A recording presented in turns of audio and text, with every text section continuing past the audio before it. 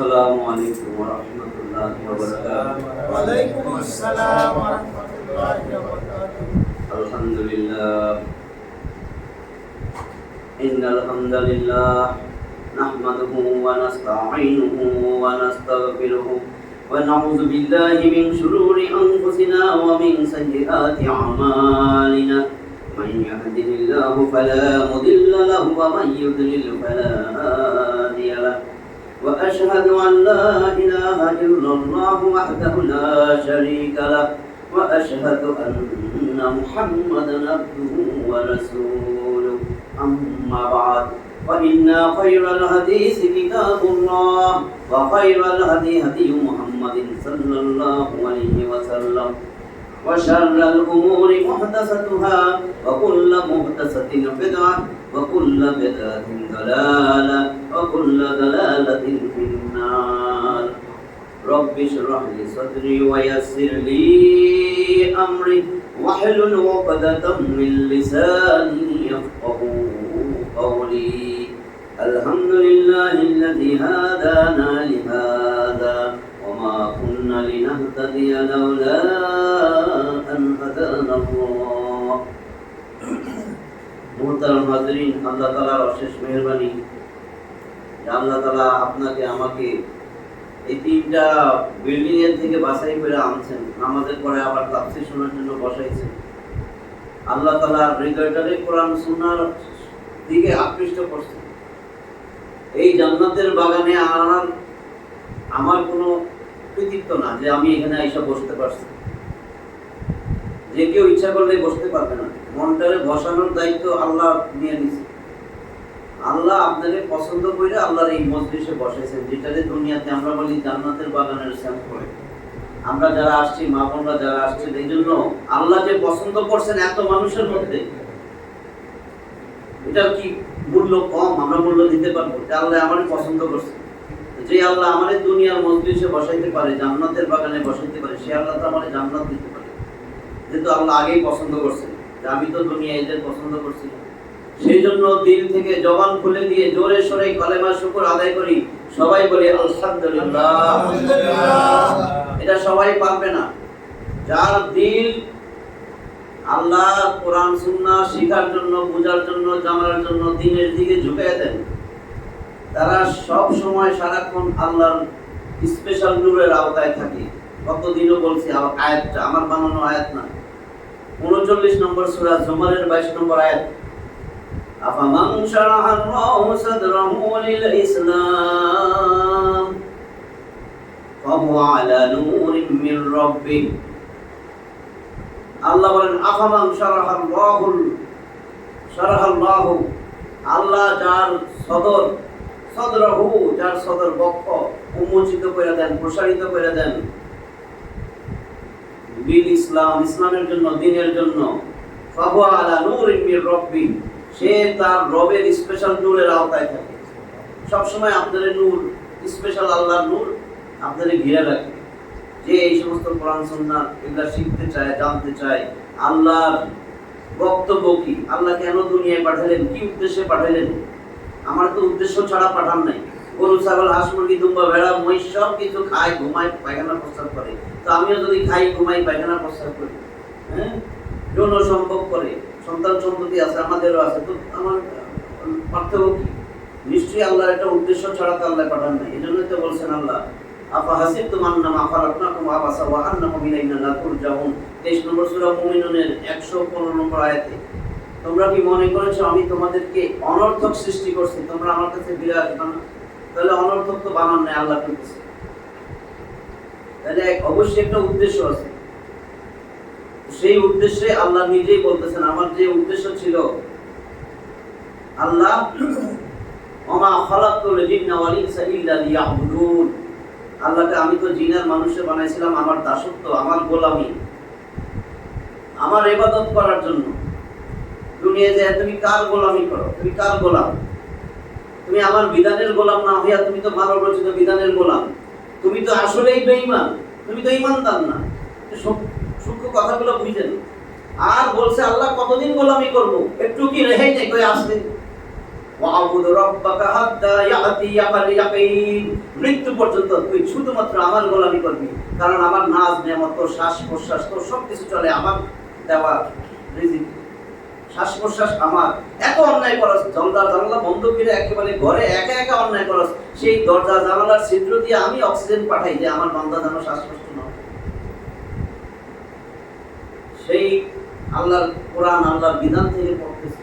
সূরা মাইদা ধারাবাহিকভাবে 107 নম্বর আয়াতে আসছি। যদি আল্লাহ শক্তি দেয় আজকে শেষ করে দিব। 120টা আয়াত আছে। 107 নম্বর আয়াত।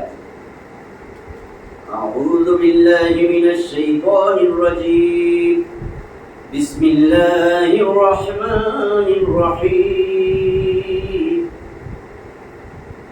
وإن عُثِرَ على أنهما استحقا إثما فآخران يقومان مقامهما من الذين استحق عليهم الأوليان فيقسمان بالله لشهادتنا أحق من شهادتهما وما اعتدينا إنا إذا لمن الظالمين। এই হলো আয়াতটা, অর্থটা শুনে এরপরে ব্যাখ্যা দেব। সহজ সরল তর্জমা। ফাইন মুসিরা আলা আন্নাহুমা ইস্তাহাক্কা ইসমা, কিন্তু যদি জানা যায় যে আন্নাহুমা ইস্তাহাক্কা ইসমা, তারা পাপে লিপ্ত হয়েছে, যদি এটা প্রকাশ পায় যে তারা দুইজন অপরাধে লিপ্ত হয়েছে। আগের 106 আমরা 5-6 পড়ছি যে একটা লোক যদি সফরে মৃত্যুবরণ করে, বলছিলাম না, অথবা কোনো কারণে মৃত্যু এসে পড়ছে, ওসিয়ত করে না, তার সামনে যারা আছে দুইজনের সাক্ষী বানাইতে হয়েছে। এখন ওই যে দুই সাক্ষী এর কথা বলতেছে, যদি দেখা যায় এরা পাপে লিপ্ত হয়েছে, মানে সংসাদরি করবে, এখন এমন দুইজনের ওসিয়ত বানাইছেন, মানে ওসিয়ত করে যাইতেছেন যে আমার সন্তানদের এগুলো বুঝাই দিও, দিবে না, শয়তানি বুদ্ধি আসতেছে, ওইটা বলতেছেন। ফাইন উসিরা আলা আন্নাহুমা ইস্তাহাক্কা ইসমা, যদি এরা অপরাধে লিপ্ত হয়ে যায়, এই দুইজন যে দুইজনের সাক্ষী বানাইছেন, তাহলে কি করতে বলছে? ফাআখারানি ইয়াকুমানি মাকামাহুমা মিনাল্লাযীনা ইস্তাহাক্কা আলাইহিমুল আওলায়ান, তবে যাদের আপনাদের স্বার্থের বিপরীত হয়েছে, স্বার্থহানি করছে, স্বার্থহানি মানে যারা পাইব জিনিসপত্র, বাপ দাদার সম্পত্তি, ওদের তো স্বার্থহানি হবে, এগুলো যদি 2 নম্বরই করে, ওইখান থেকে দুইজন সাক্ষী বানাইতে ওটাই বলছে। তবে যাদের স্বার্থহানি ঘটেছে তাদের মধ্য হতে মৃতের নিকটতম দুইজন তাদের স্থলাবর্তী হবে। বুঝছেন তো? যে মৃত্যুবরণ করতেছে তার যে ওয়ারিশ, এই দুইজন থেকে, ওদের থেকে দুইজনের সাক্ষী বানাইতে দিচ্ছে। যদি মনে করেন এই দুইজনে দিয়ে দিলে এগুলো তো কোনো গন্ডগোল করবো, 2 নম্বরই করবো। এরপরে বলেন ফায়ুকসিমানি বিল্লাহি লাশাহাদাতুনা আহাক্কু মিন শাহাদাতিহিমা ওয়া মা তাদাইনা। ফায়ুকসিমানি বিল্লাহ, আল্লাহর নামে এরা শপথ করবে এবং শপথ করে বলবে লাশাহাদাতুনা, আমরা অবশ্যই সাক্ষ্য দিতেছি, আহাক্কু সত্য, অধিক সত্য সাক্ষ্য, এই দুইজনে, যেমন আমরা অধিক সত্য সাক্ষ্য দিতেছি, মিন শাহাদাতিহিমা, এই যে দুইজন সাক্ষী দিয়েছিল আগে, এদের থেকে আমরা অধিক সত্য সাক্ষ্য দিতেছি, ওয়া মা তাদাইনা, এবং আমরা সীমা লঙ্ঘন করতেছি না, আমরা সীমা লঙ্ঘন করব না, আমরা ওদের থেকে অধিক সত্য সাক্ষ্য দিতেছি।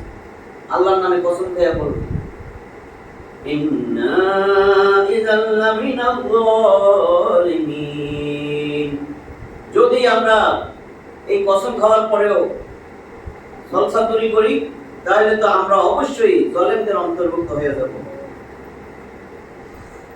সীমা লঙ্ঘন করলে জালেমের অন্তর্ভুক্ত হয়ে যাব। 108 নম্বর আয়াত। ذلك أدنى أن يأتوا بالشهادة على وجهها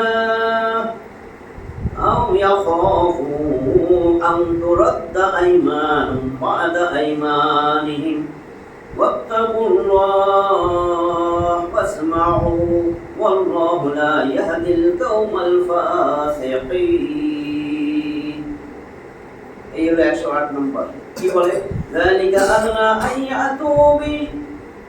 يأتوا بالشهادة على وجهها এটি নিকটতম যে ذلك أدنى এটা অনেক কাছাকাছি এটা সম্ভাবনা খুবই নিকট أن يأتوا بالشهادة على وجهها তার সাক্ষ্য এটা অধিক নিকটবর্তী সত্যের অনেক নিকটবর্তী যে তারা সাক্ষ্য সঠিকভাবে উপস্থাপন করবে এখন যে দুইটারে বানাইছে তাদের থেকেও এরা সঠিকভাবে কারণ তারা তো বারিশের মধ্যে থেকে মৃতের আত্মীয় স্বজন থেকে দিচ্ছে এটাই বলতে জালিকা আদনা আইয়াতু বিশহাদাতি আলা ওয়াজহিহা এটা অনেক নিকটতম তারা সঠিক সাক্ষ্য উপস্থাপন করবে আও অথবা ইয়াখাফু আন তুরাদ্দা আইমানুম বা'দা আইমানিহিম অথবা তারা ওই যে মিথ্যা সাক্ষ্য প্রদানকারীরা ভয় করবে যে যারা মিথ্যা সাক্ষ্য প্রদান করবে তারা ভয় করবে যে তাদের নিকট আত্মীয়দের কসমের পর পূর্বোক্ত কসম প্রত্যাখ্যান করা হবে বুঝছেন এই কথা ব্যাখ্যা দিলে বুঝবেন এখানে বলতেছে এটা নিকটতম যে তারা সাক্ষ্য সঠিকভাবে উপস্থাপন করবে অথবা তারা মিথ্যা সাক্ষ্য প্রদানকারীরা ভয় করবে যে তাদের নিকট আত্মীয়দের কসমের পর এখন যারা বানাইছেন সাক্ষী এদের কসমের পর পূর্বে তো যারা বানাইছে এও তো কসম করছে আল্লাহর নামে এদের থেকে এটা আরো জোরালো কসম এবং তারা ভয় করবে যে এরা যখন কসম করবে আমাদের কসম তো প্রত্যাখ্যাত হবে আমরা বাদ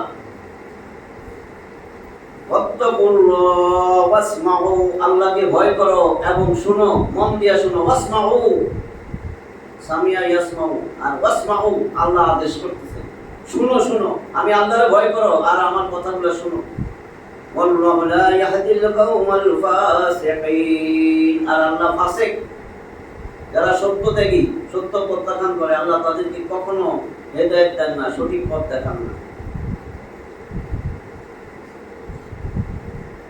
এখানে বলতেছে এই পদ্ধতিতে যদি এই পদ্ধতি নেন যে আপনি রাস্তায় মরে যাবেন এখন কিন্তু আপনি দুইজনের সাক্ষী বলেছেন অথচ এদের থেকে ওরা আরো সঠিক সাক্ষ্য দিত ওয়ারিসদের মধ্য থেকে যদি এই পদ্ধতি যদি গ্রহণ করেন এবং এদেরকেও কসম খাওয়াইবেন আপনার আত্মীয় এই পদ্ধতিতে লোকের যথাযথ সাক্ষ্যদানের অধিকতর সম্ভাবনা আছে অথবা তারা ভয় করবে যে শপথের পর আবার তাদেরকে শপথ করানো হবে আগে যারা ছিল এরা ভয় করবে যে আমার এই শপথ করেছে শপথের পর আবার যাদেরকে মানাইবো তাদেরকে তো শপথ করে বা আমাদের শপথ বন্ধ হয়ে যাবে আর তোমরা আল্লাহকে ভয় করো এবং শ্রবণ করো অধিকন্তু আল্লাহ সত্য দেখি সম্প্রদায়কে সৎপথে পরিচালিত করেন না এটা এদের তর্জমা ব্যাখ্যা দেন ব্যাখ্যায় ক্লিয়ার হয়ে যাবে এখানে সেই উপকারিতার কথা উল্লেখ করা হয়েছে যা উক্ত নির্দেশে নিহিত আছে আর তা এই যে উক্ত পদ্ধতি গ্রহণ করার ফলে যাদেরকে ওসিয়ত করা হয়েছে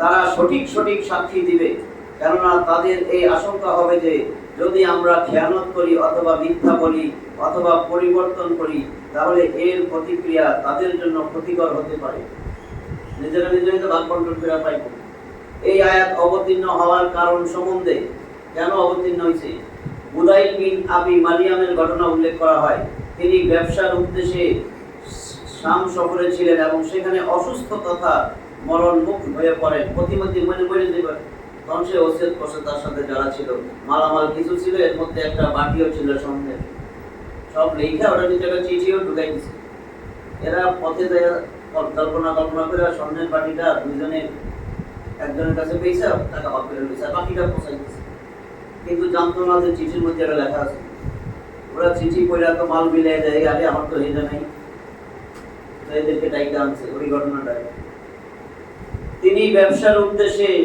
শাম সফরে ছিলেন এবং সেখানে অসুস্থ তথা মরণমুখ হয়ে পড়েন তার সাথে মালপত্র ও চাঁদির একটি পেয়ালা ছিল যা তিনি দুইজন খ্রিস্টানকে সমর্পণ করে নিজ আত্মীয়র নিকট পৌঁছে দেওয়ার ওসিয়ত করেন দুইটা খ্রিস্টানরা বলছে আমার আত্মীয় স্বজনের কাছে পৌঁছায় অতঃপর তিনি মারা যান উক্ত ওসি দুইজন যারা ওসিয়ত করছে এই দুজন চাঁদের পেয়ালা বিক্রি করে অর্থ ভাগ করে নেয় এবং ফিরে এসে বাকি মালপত্র তার ওয়ারিসদেরকে ফিরিয়ে দেয়। ওই মালপত্রে একটা চিঠিও ছিল, যাতে মালপত্রের একটি তালিকাও ছিল, যার ভিত্তিতেই চাঁদের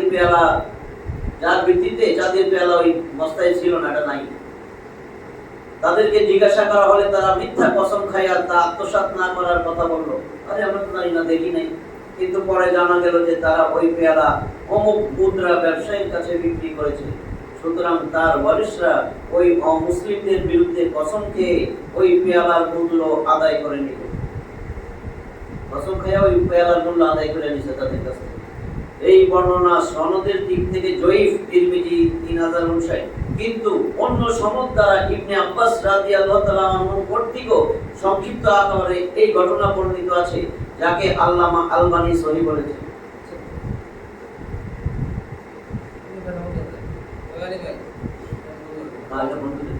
109 নম্বর আয়াত দেখেন, ইয়াউমা ইয়াজমাউল্লাহুর রাসূলা ফায়াকুল মাযা উজিবতুম ক্বালু লা ইলমা লানা ইন্নাকা আনতা আল্লামুল গুয়ুব। ইয়াউমা ইয়াজমাউল্লাহ, আল্লাহ যেদিন জমা করবেন রাসূলদেরকে,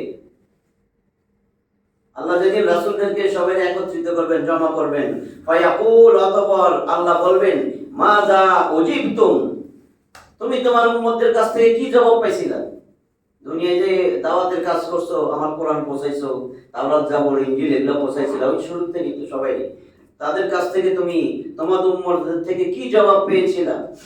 ক্বালু, তারা বলবে, লা ইলমা লানা, আমাদের তো এই জ্ঞান নাই, আল্লাহ জানি না, এখন মনে নেই। আল্লাহর ভয়ে আর কিয়ামতের মাঠের ভয়াবহতা দেখা সব খেয়ে বলেছে, ভুলে গেছে আল্লাহ আমাদের তো এই জ্ঞান নাই। দুইটা ব্যাখ্যা দিছে। আবার এরকম যে আমরা নবী রাসূল যখন মারা গেছেন, তারপরের বাকি উম্মতগুলো যারা আসছে সেটা তো গায়েব, তাদের কাছে গায়েব, তারা তো নাই দুনিয়ায়।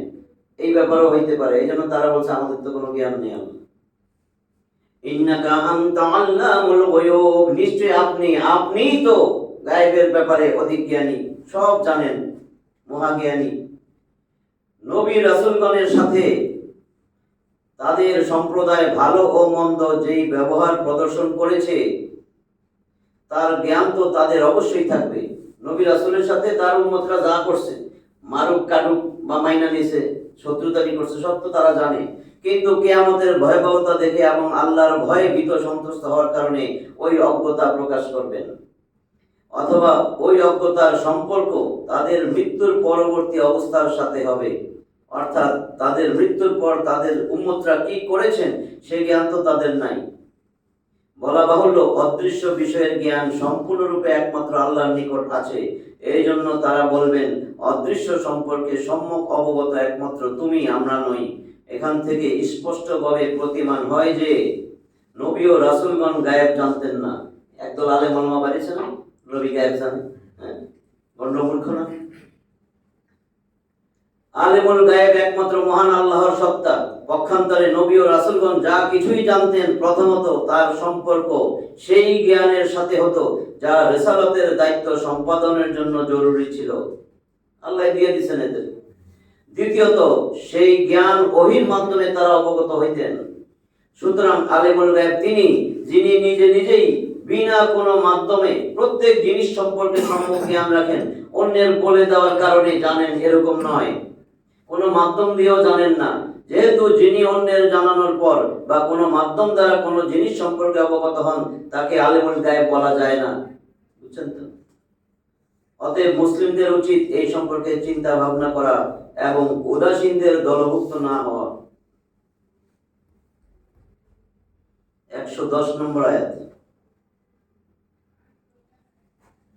إذ قال الله يا عيسى ابن مريم اذكر نعمتي عليك وعلى والدتك إذ أيدتك بروح القدس تكلم الناس في المهد والكهلا وإذ علمتك الكتاب والحكمة والتوراة والإنجيل وإذ تخلق من الطين كهيئة الطير بإذني فتنفخ فيها فتكون طيرا بإذني وتبرئ الأكمه والأبرص بإذني وإذ تخرج الموت بإذني وإذ كففت بني إسرائيل عنك إذ جئتهم بالبينات فقال الذين كفروا منهم إن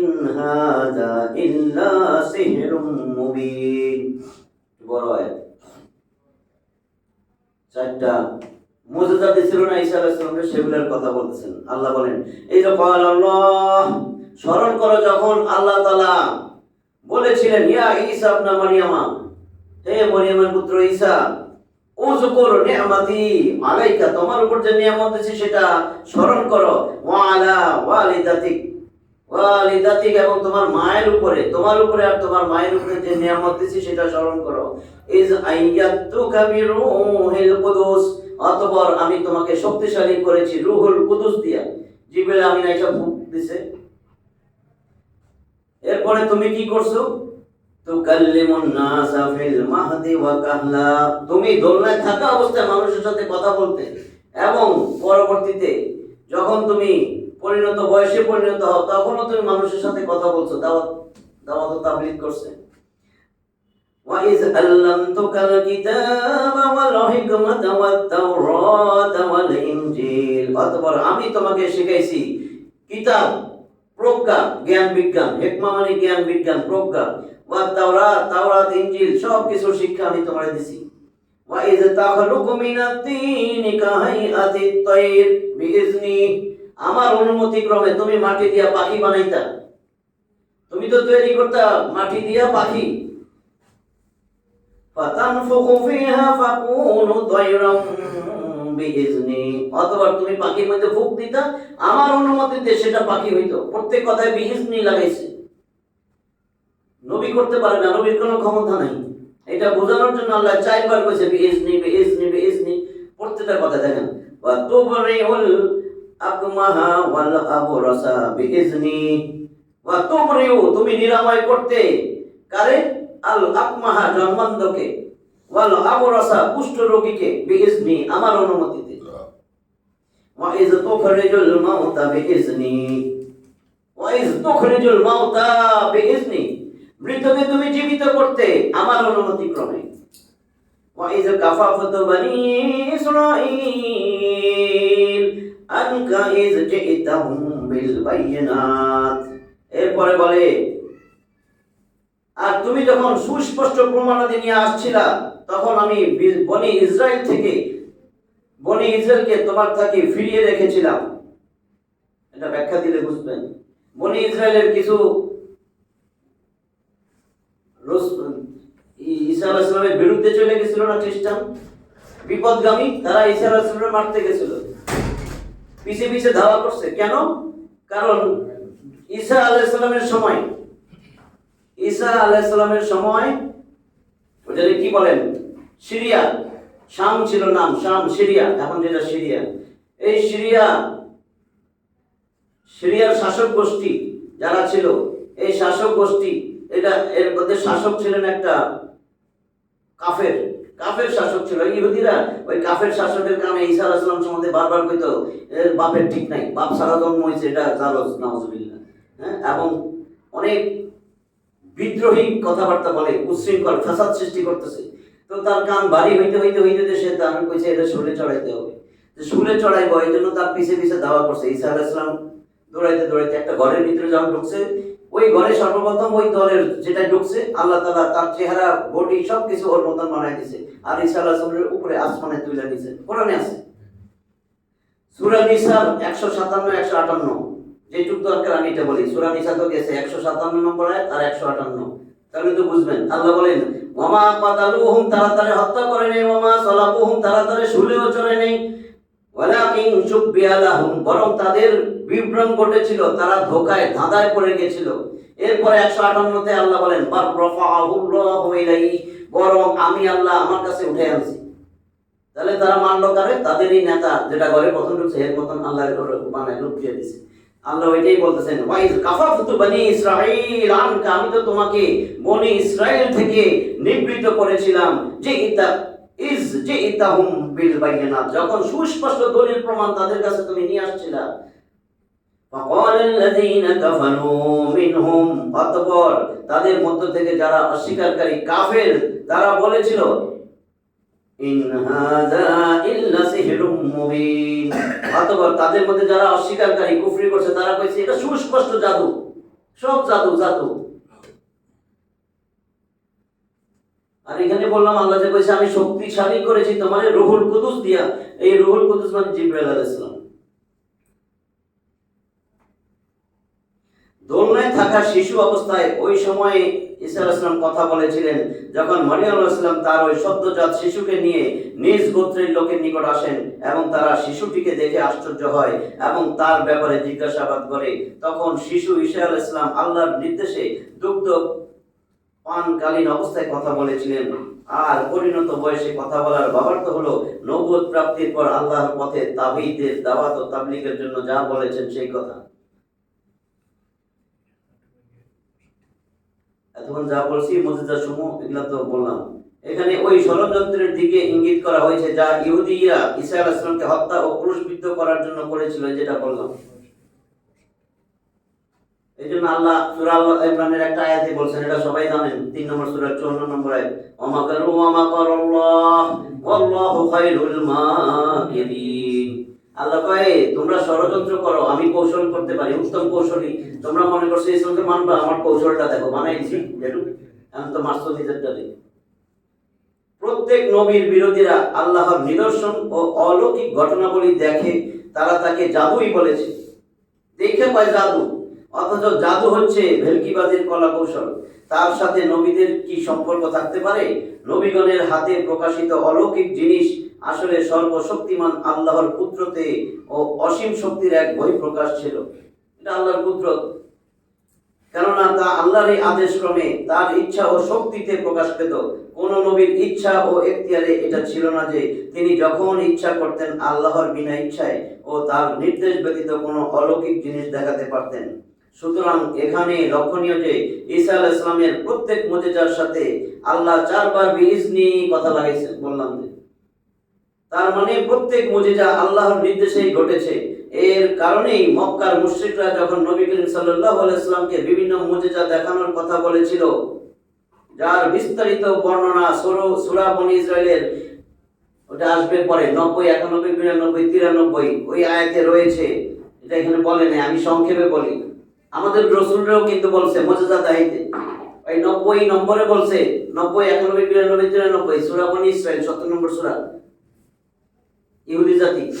90 নম্বরে বলছে আমাদের নবীজিরে কুরাইশরা, মক্কার কাফের কুরাইশ যেগুলা, কয় আমরা তোমারে বিশ্বাস করব, নবী হিসেবে মাইনা নিব, ঈমান আনবো, কিন্তু তুমি আমাদেরকে দেখাও তোমার জন্য একটা মাটি ফুইরা একটা ঝর্ণা হবে, এই মাটির থেকে একটা ঝর্ণা বাইর করবা, অথবা তোমার জন্য একটা খেজুরের বাগান হবে, আঙ্গুরের বাগান হবে, একটা খেজুরের বাগান আঙ্গুরের বাগান বানায়া দেখাও, আর এর মধ্যে নদী নালা প্রবাহিত করে দেখাও।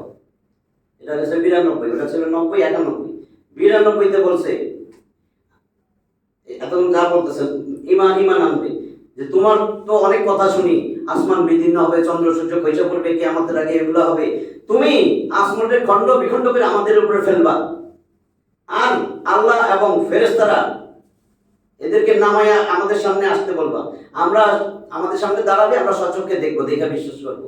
আল্লাহ এবং রাসূলের সামনে দাঁড়া করে আর দেখবে তারা, তারপরে বিশ্বাস করবে। এটা আমাগোটা, আমরা আগে কইছি না মুসা আলাইহিস সালাম কত কঠিন কঠিন কইছে, এগুলো কইতেছে। এটা হলো 92।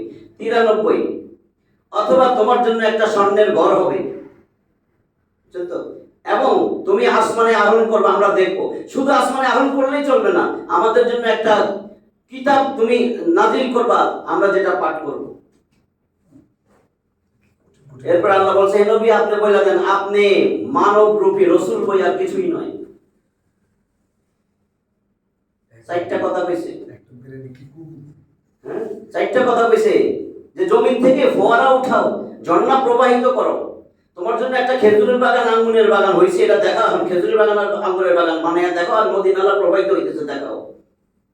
3 নাম্বার, আসমান থেকে আসমান খন্ড বিখণ্ড হইয়া কেমন দরকার নেই, আসমান খন্ড আমাদের উপর পড়ুক, আর আল্লাহ এবং ফেরেশতারা নামুক, আমাদের সামনে এসে দাঁড়াবে, আমরা দেখবো। তারপরে কইছে আর নাইলে তুমি এগুলা নাইলে নাইলে নাইলে অথবা অথবা তুমি তোমার জন্য একটা স্বর্ণের ঘর হইলো, দেখাও একটা স্বর্ণের ঘর, তোমার জন্য একটা স্বর্ণের ঘর হয়েছে, আর তুমি আসমানে উঠতেছো। খালি উঠলেই হইব না, ওখানে যাইয়া আবার আমাদের জন্য একটা কিতাব পাঠাইতে হবে, নাজিল করা লাগবে, যেটা আমরা পাঠ করবো। এই কথার পরে তখন তাদের উত্তরে নবী করিম সাল্লাল্লাহু আলাইহি ওয়াসাল্লাম বলেছিলেন, সুবহানা রাব্বি হাল কুনতু ইল্লা বাশারার রাসূলা।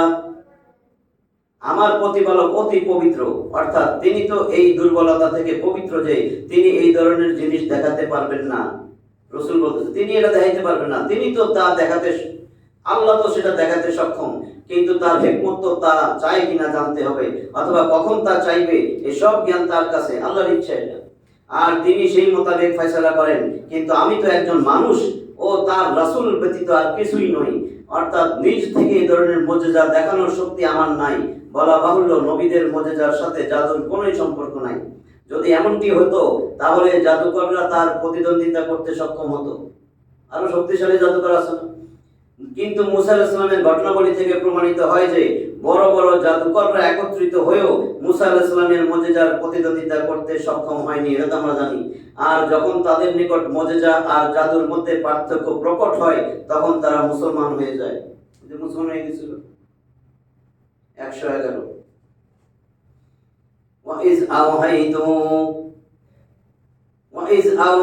إِلَى الْحَوَارِيِّينَ দেখেন কি বলে, وَإِذْ أَوْحَيْتُ إِلَى الْحَوَارِيِّينَ أَنْ آمِنُوا بِي وَبِرَسُولِي قَالُوا آمَنَّا وَاشْهَدْ بِأَنَّنَا مُسْلِمُونَ। আর স্মরণ করো, وَإِذْ أَوْحَيْتُ إِلَى الْحَوَارِيِّينَ, হাওয়ারি তো বুঝি আমাদের রাসূলের অনুসারী যারা ছিলেন ওদের বলছেন সাথী, সাহাবী, আর ঈসা আলাইহিস সালামের অনুসারী তাদেরকে বলে হাওয়ারি। বলতেছে স্মরণ করো যখন আমি হাওয়ারিদেরকে প্রেরণা দিয়েছিলাম এই বইলা যে আমিনু বি, আমার উপর ঈমান আনো, ওয়া বি রাসূলি, এবং আমার রাসূলের উপর ঈমান আনো। ক্বালু, তারা বলল আমান্না, আমরা ঈমান আনলাম, ওয়াশহাদু বিআন্নানা মুসলিমুন, এবং আমরা সাক্ষ্য দিতেছি আমরা তো মুসলিম, আমরা মুসলিম হয়ে গেছি।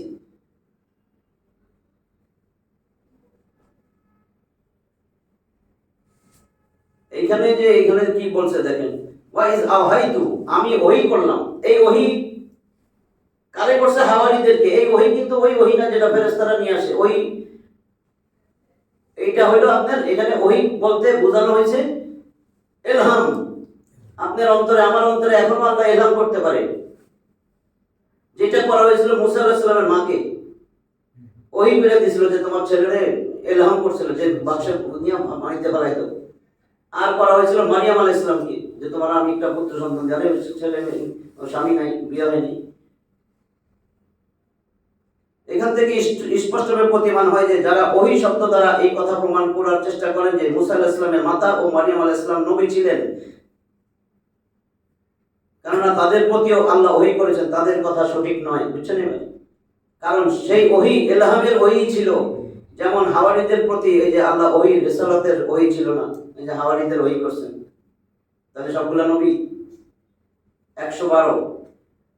এইখানে দেখেন এই 112, 13, 14 সূরার নাম সূরা মাইদা কেন সেটা বোঝানোর জন্য। সূরা মাইদা বলছে না দস্তরখান, খাদ্য পরিবেশিত টেবিল, খাদ্যদ্রব্যের পাতিল, খাদ্যপূর্ণ জাঞ্জার, খাদ্যপূর্ণ পাত্র, খাদ্যপূর্ণ প্লেট, খাদ্যপূর্ণ দস্তরখান, যেটাই বলেন না তাবলিগে যায় দস্তরখান দিছান, এটার মধ্যে কিন্তু আসলে খাইতে দিছিল, এটা রুটি খা, এটা দস্তরখান। এটার নাম কেন এরকম হইল? 112। إذ قال الحواريون يا عيسى ابن مريم, স্মরণ করো যখন এই হাওয়ারি বলল হে ঈসা আলাইহিস সালাম, হাল ইয়াস্তাতিউ রাব্বুকা, তোমার রব কি এটা পারবে? আন যে আইয়ুনাজ্জিলা আলাইনা মাইদাতাম মিনাস সামাই, তোমার রব কি এটা পারবে আসমান থেকে আমাদের জন্য খাদ্যপূর্ণ পাত্র পাঠাইতে? তোমার রব পারবে এটা? কারণ আগে জানছে মুসা আলাইহিস সালামের দিছিল তার উম্মতের জন্য মান্না সালওয়া খাওয়াইছে, এই জন্য কয় ক্বালা তাকুল্লাহ ইন কুনতুম মুমিনিন। ঈসা আলাইহিস সালাম বলল ক্বালা ইত্তাকুল্লাহ, আল্লাহকে ভয় করো, ইন কুনতুম মুমিনিন, যদি তোমরা মুমিন হও। মাইদা এমন পাত্র বা থালা বা প্লেট বা জামজা যার মধ্যে খাদ্য থাকবে, এই জন্য এর অনুবাদ দস্তরখান করা হয়ে থাকে, কেননা তার মধ্যেও খাদ্য থাকে। আর এই উপলক্ষে সূরার নামকরণ এটা করা হয়েছে। ওইখানে বলছেন ক্বালা, ঈসা আলাইহিস সালাম কেন বললো ইত্তাকুল্লাহ, আল্লাহকে ভয় করো? কেন বলছে? সে তো নবী, বুঝে। তোমরা এমন জিনিস চেও না যা তোমাদের জন্য ফিতনার কারণ হয়ে যাবে। যেহেতু দাবি অনুসারে অলৌকিক জিনিস প্রকাশ পাওয়ার পর তাদের মধ্যে যদি দুর্বলতা প্রকাশ পায়, এটা অলৌকিক জিনিস না, আসমান থেকে খাবার আসবে, এরপরে যে অবিশ্বাস করবে কি জাগুনি, তার জন্য আল্লাহ সতর্ক করে দিচ্ছেন। যেহেতু দাবি অনুসারে অলৌকিক জিনিস প্রকাশ পাওয়ার পর তাদের মধ্যে যদি দুর্বলতা প্রকাশ পায়, তাহলে সেটা তাদের জন্য আযাবের কারণ হয়ে যাবে। এই জন্যই ঈসা আলাইহিস সালাম এই ধরনের চাওয়া হতে বিরত থাকতে বললেন এবং তাদেরকে আল্লাহর ভয় দেখালেন। এটা চাইও না, এটা চাই না, কেউ না কেউ অবিশ্বাস এসে পড়বে, ওর জন্য ভয়াবহ আযাব আল্লাহ 13 নম্বরে জানাই দিয়েছেন, 113। অলু, তারা বলেছিল নুরিদু আন নাকুলা মিনহা ওয়া তাতমাইন্না কুলুবুনা ওয়া না'লামা আন ক্বাদ সাদাকতানা ওয়া নাকুনা আলাইহা মিনাশ শাহিদিন। ক্বালু নুরিদু, কয় আমরা তো চাই, আন নাকুলা, যে আমরা খাবো, মিনহা, তা থেকে, ওই দস্তরখান থেকে আমরা খাবো, আর ওয়া তাতমাইন্না কুলুবুনা, আমাদের অন্তর প্রশান্তি লাভ করবে, আমরা এটা দেখমু, চোখ জুড়াইবো, প্রশান্তি লাভ করবো, এখান থেকে খামু। ওয়া না'লামা, আর আমরা এটা জাইনা নিব, আন, যে কত সাদাকতানা, যে তুমি ঈসা তুমি সত্য বলছো, আমাদেরকে এতদিন যা কইছো আল্লাহ আছে, এটা আছে, এটা আছে, সব আল্লাহ সব পারে, এটা সত্য, তুমি যে সত্য বলছো আমরা এটা জাইনা নিব। ওয়া নাকুনা আলাইহা মিনাশ শাহিদিন, এবং আমরা দেখা, আমরা তো সাক্ষীদাতা হয়ে যাব, সব দেখা সাক্ষীদাতা, আমরা সাক্ষ্য দিব, এই ব্যাপারে সাক্ষীদের অন্তর্ভুক্ত হব। তারা বলেছিল আমাদের ইচ্ছা করে যে সেই দস্তরখান থেকে কিছু আমরা খাবো এবং আমাদের অন্তর সান্ত্বনা লাভ করবে, আর আমরা জানবো যে তুমি আমাদেরকে সত্য বলেছো এবং আমরা তার সাক্ষী হয়ে যাব। 114। ঈসা আলাইহিস সালাম কি বলল দেখেন, ক্বালা ঈসা ইবনে মারইয়াম, ঈসা আলাইহিস সালাম বললেন আল্লাহুম্মা রাব্বানা আনজিল আলাইনা মাইদাতাম মিনাস সামাই, হে আল্লাহ, হে আমাদের রব, আনজিল, আপনি নাজিল করেন, পাঠাইয়া দেন, আলাইনা, আমাদের উপরে, মাইদাতাম মিনাস সামাই, আসমান থেকে দস্তরখান, খাবার পূর্ণ একটা পাত্র পাঠাইয়া দেন। তারপরে তাকুনু লানা ঈদা, যেটা আমাদের জন্য হবে খুশির উপলক্ষ, ঈদের দিন। ঈসা এটা আমাদের ঈদের দিন হবে, একটা খুশির দিন না? লিআউয়ালিনা ওয়া আখিরিনা ওয়া আয়াতাম মিনকা, যেটা আমাদের জন্য হবে ঈদের দিন, আমাদের পূর্ববর্তীদের জন্য, আমাদের পরে যারা আসবে তাদের জন্য, এবং তোমার পক্ষ থেকে এটা হবে একটা নিদর্শন হয়ে থাকবে না, যেমন মুসা আলাইহিস সালামকে আমরা বলি মান্না সালওয়া খাইছে। ওয়ারযুকনা, আমাদেরকে জীবিকা দান করেন, রিজিক দেন, ওয়া আনতা খায়রুর রাযিকিন, আপনি হচ্ছেন উত্তম রিজিক দাতা।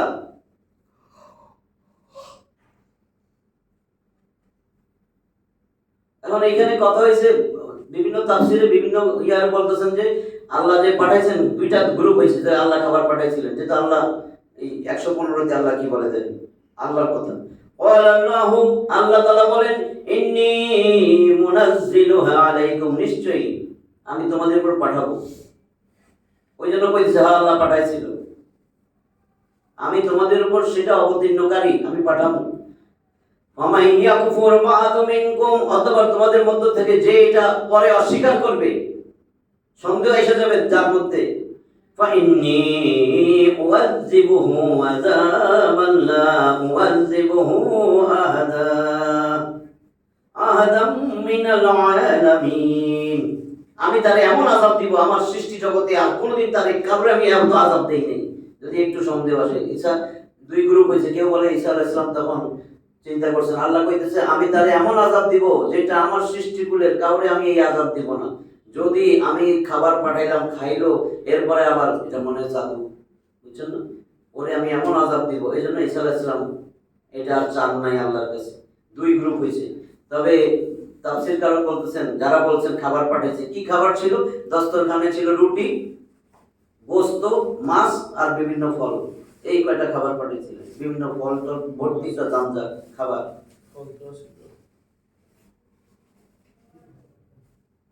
ইসলামী শরীয়তে তাহলে হইল না শেষ, 115 এটাই শেষ। আমি খালি ব্যাখ্যাটা বলি, বইলে দিছি আমি, ওদেরটা পড়ি একটু। ইসলামী শরীয়তে ঈদের উদ্দেশ্য এই নয় যে এটা জাতীয় পর্বের একটা দিন, যাতে যাবতীয় নৈতিক বন্ধন ও শরঈ বাধা নিষেধকে লঙ্ঘন করে উচ্ছৃঙ্খলভাবে আনন্দ উল্লাস প্রকাশ করা হবে, ঘরে বাহিরে আলোকসজ্জায় সজ্জিত করা হবে এবং নানা অনুষ্ঠান উদযাপন করা হবে। যেমন আজকাল এই ধরনের কিছু বুঝে মহা উদ্দীপনার সাথে ঈদের পর্ব পালন করা হয়ে থাকে। বরং আসমানি শরীয়ত সমূহে ঈদের মর্যাদা একটা ধর্মীয় অনুষ্ঠান ছাড়া আর কিছুই নয়, যার আসল উদ্দেশ্য এই হয় যে সেদিন জাতির সকল মানুষ জামাতবদ্ধভাবে মহান আল্লাহর কৃতজ্ঞতা জ্ঞাপন করবে। এদিনই নামাজ ছেড়ে দেয়, সকলে একাকী তাকবীর ও তাহমিদের আওয়াজ উঁচু করবে। এখানেও ঈসা আলাইহিস সালাম যে দিনকে ঈদ বানানোর আশা পোষণ করেছেন, তাতে তার উদ্দেশ্য এই যে আমরা এই ঈদে তোমার প্রশংসা ও কৃতজ্ঞতা করব, তাকবীর ও তাহমিদ পাঠ করব। পক্ষান্তরে কিছু বেদাতি এই ঈদে মায়দা, এটার নাম দিয়েছে ঈদে মায়দা, আমরা আসলে ঈদে মিলাদুন নবী, ঈদে মায়দা দ্বারা ঈদে মিলাদ জন্মদিন প্রমাণ করার প্রয়াস পেয়েছে। অথচ প্রথমত এই ঘটনা আমাদের শরীয়তেরই না, বরং পূর্ববর্তী শরীয়তের, যাকে ইসলাম বহাল রাখতে চাইলে তার স্পষ্ট বিবৃতি থাকতো। দ্বিতীয়ত, নবীর মুখে ঈদ বানানোর কামনা প্রকাশ করা হয়েছিল। নবী বলছিল এটা আমরা ঈদ পালন করতাম, প্রকাশ করা হয়েছিল। আর নবীও আল্লাহর নির্দেশে শরঈ বিধিবিধান বর্ণনা করার জন্য অনুমতি প্রাপ্ত হন, অর্থাৎ ঈদ একটা শরঈ বিধান। তৃতীয়ত, ঈদের অর্থ ও উদ্দেশ্য তাই হয় যা উপরে বর্ণনা করা হয়েছে এতক্ষণ যা পেলাম। কিন্তু ঈদে মিলাদ জন্মদিন উপরোক্ত কোনো কথাই পাওয়া যায় না। এই জন্য এই ঈদের বেদাত হওয়াতে কোনো সন্দেহ থাকার কথা নয়।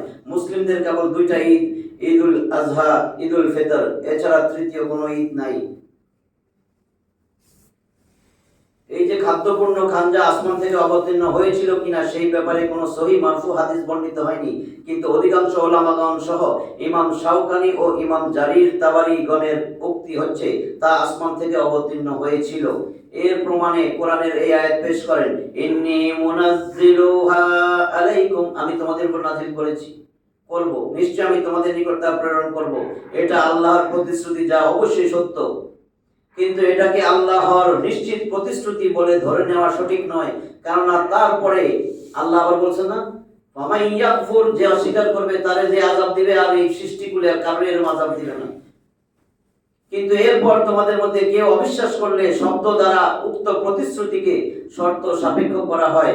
আর এজন্যই অন্যান্য ওলামাগণ বলেন যে আল্লাহর নিকট এই শর্ত শোনার পর তারা বলেছিল আমাদের এটার প্রয়োজন নাই, ভয় পেয়েছে তো, এমন আযাব দেব যে আযাব আমি আমার সৃষ্টিকুলের কারণে দিই নেই। তো ওইখানে যারা চাইছিল তারা ভয় পেয়েছে। তারা বলছে এই শর্ত শোনার পর তারা বলেছিল আমাদের এর প্রয়োজন নেই, ফলে তা আর অবতীর্ণ হয়নি। ইমাম ইবনে কাসির এই মর্মে, ইমাম মুজাহিদ ও হাসান বসরি কর্তৃক যে উক্তি বর্ণিত হয়েছে সেই আশার সলবদের উক্তি, সেই উক্তিগুলির সনদ সমূহকে শুদ্ধ বলে মন্তব্য করেন। তারপর তিনি বলেন যে এই উক্তিগুলির সমর্থন এই কথা থেকেও পাওয়া যায় যে খানজা অবতীর্ণ হওয়ার ব্যাপারটা খ্রিস্টানদের মাঝে প্রসিদ্ধ নয়। যদি এটা আসতো, খ্রিস্টানরা এটা অনেক বেশি প্রচার করতো না, বুঝছেন, মুসা আলাইহিস সালামটা প্রচার হয়েছিল। এটাই বলতেছে খানজা অবতীর্ণ হওয়ার ব্যাপারটা খ্রিস্টানদের মাঝে প্রসিদ্ধ নয় এবং তাদের কোনো কিতাবেও সেটার উল্লেখ নাই। সুতরাং তা যদি অবতীর্ণ হতো তাহলে অবশ্যই তাদের মধ্যে তা প্রসিদ্ধ থাকা দরকার ছিল, আর সেই সাথে তাদের কিতাবেও একক অথবা বহুতা সূত্রে তা উল্লেখ থাকা প্রয়োজন ছিল। দেখ, আমরা জানলাম যে আমরা বিশ্বাস দুইটাই করবো, আমরা অবিশ্বাসের দিকে যাব না। যে আল্লাহ শর্ত দিয়া ওরা সতর্কতা দেখাইছেন, ভয় পেয়া হয়েছে আমার দরকার নেই, ঠিক আছে, অবতীর্ণ হইলেও হইল, কারণ আমাদের তো ঈমান হারানোর কিছু নাই। মুসা আলাইহিস সালামকে আমরা জানি আসমানি খাবার নাজিল হয়েছে, এটাও তারা চাইছিল ঈসা আলাইহিস সালামের কাছে। আল্লাহ ওই কথাটা বলাতে একদল বলতেছে অবতীর্ণ করেন নাই, আবার কেউ বলছেন আল্লাহ যেহেতু বলছে আমি তোমাদের কাছে পাঠাবো, তার মানে অবশ্যই পাঠাইছি। দুই তাফসিরে দুই রকম আছে। তাফসিরবিদ বলছেন যে তারে খাদ্য একেবারে ভর্তি করে গাঞ্জা পাঠাইছেন, ওর মধ্যে রুটি ছিল, মাছ ছিল, গোস্ত ছিল আর ফলমূল ছিল। যাই থাক, আমাদের এটা দিয়ে ঈমান বাড়ানোর, আমাদের এমনি ঈমান বাড়াইতে আল্লাহরে বিশ্বাস করি না, আখিরাত আছে জানি না, রাসূলের বিশ্বাস করি না, কিতাবের বিশ্বাস করি না, সব করি। ঈমানের মুফাসসাল 7টা বিষয় আমরা এই বিশ্বাস স্থাপন করি। আমানতু বিল্লাহি ওয়া মালাইকাতিহি ওয়া কুতুবিহি ওয়া রুসুলিহি ওয়াল ইয়াউমিল আখির ওয়াল কদরি খাইরিহি ওয়া শাররিহি মিনাল্লাহি তাআলা ওয়াল বা'সি বা'দাল মাউত। এই 7টা বিশ্বাস, আল্লাহর উপর বিশ্বাস, তার ফেরেশতাগণের উপর বিশ্বাস, কিতাবের বিশ্বাস, রাসূলের উপর বিশ্বাস, আখিরাতের উপর বিশ্বাস, তকদীরের ভালো মন্দ আল্লাহর তরফ থেকে সেটার উপর বিশ্বাস, আর আবার আমাদেরকে পুনরায় উঠাবেন আল্লাহ মৃত্যুর পরে, এটার উপর বিশ্বাস। এই ঈমান নিয়ে যেন মরতে পারি, আল্লাহ যেন সেই তৌফিক দান করেন। এই জন্য বেশি বেশি ঈমানের মজলিসে বসা, ঈমান বাড়ে এখান থেকে। ক্যারাম বোর্ড খেললে আর সিনেমা দেখলে বিয়ার খেলে ঈমান বাড়বে না। হ্যাঁ, বিয়ার পরিবেশে গেলে তো ঈমান আরো নষ্ট হয়। মনে কি একটা কথা কইলে না এই বেডির লাগে, হ্যাঁ ভাবি ভাবি ও ভাবি, পাকার কই না ও ভাবি, হ্যাঁ এগুলা যত যাবেন ততই কিন্তু শয়তানে ধরবে। একটু সংস্কার করে দিলে আমি হ্যাঁ, এই জন্য ইসলামী কায়দায় ইসলাম সহজ করে দিছে। ইসলামের বিয়ে একদম সহজ, আমরা কঠিন বানাইছি। হ্যাঁ, আমরা কঠিন বানাইছি। পার্লারে সকালে পাঠাও, টাকা খরচ করো, এই টাকাগুলো ওই পার্লার থেকে শয়তান শুরু হয়, স্টেজ পর্যন্ত শয়তান, ঘরে যায় শয়তান, সহবাস করে শয়তান, সন্তান হয় শয়তান, রক্তে থাকে শয়তান, ওইটা সারা জীবন শয়তান হয়। এরপরে বাপ মারে লাথি উষ্টা দিয়ে আসে বৃদ্ধাশ্রম। বুঝছেন তো? আল্লাহ বুঝার তৌফিক দান করেন। যদি ব্যাখ্যা চান সুন্দর ব্যাখ্যা দেবো, ব্যাখ্যা দিলে তো 3 দিন লাগবে। আল্লাহ আমাদের যা বলছি বুঝছি, আল্লাহ যেন আমাদেরকে ঈমানের সাথে মৃত্যু দেয়। যে কোনো সময় মৃত্যু হয়ে যাবে, মালাকুল মউত সারাদিন আমাদের সাথে ঘুরে, আল্লাহ হুকুম করেন না, ধরেন না, কেউ জানি না সামনে কয়েক সেকেন্ড পরে আমার মৃত্যু, কেউ জানি না।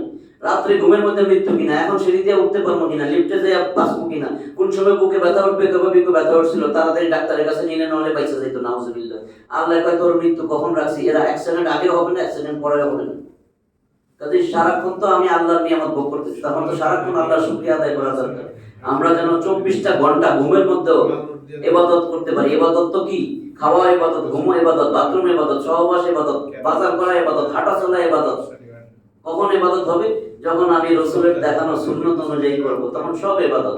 আল্লাহ তো একটা মানুষ পাঠিয়ে দেখাই দিয়েছে, তোর 24 ঘন্টা, ও মোমেন 24 ঘন্টা ইবাদত। তুমি যদি এশার নামাজ জামাতের সাথে পড়া ঘুমাও, অর্ধরাত্রি ইবাদত, দাঁড়ায় থেকে ইবাদত করলে যা হয়তো সেটা তুমি পেয়ে যাবে, সহজ। এরপরে ফজরের সময় যদি জামাতে নামাজ পড়ো, সারা রাত ইবাদত করার সওয়াব। তা আপনি তো ঘুমাইতেই কইছেন।